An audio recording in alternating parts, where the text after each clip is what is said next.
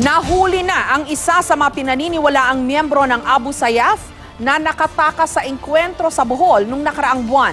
Ayon sa AFP, posibleng isa na lang ang tinutugis na Abu Sayyaf sa Bohol.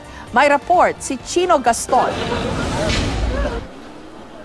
Sa mga leaflet at poster na ipinakalat ng militar noong Abril, makikita ang litrato ni alias Abu Saad na isa sa mga tinutugis na miyembro umano ng Abu Sayyaf, kasunod ng engkwentro sa Inabanga, Bohol. Isang alias Saad din ang balak daw tulungan ng naarestong si Police Superintendent Maria Cristina Nobleza at ng karelasyong bandido na si Rinor Ludongon. Makalipas ang isang buwan, arestado na si alias Abu Saad o si Saad Samad Kiram. Nangangayayat at nangihina na at ayon sa pulisya ay nanghingi ng pagkain sa isang residente kaninang umaga.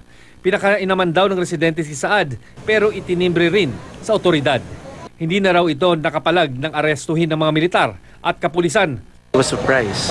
Kumakain siya, bigla na lang siyang dumating yung ating mga tropa doon and he was apprehended.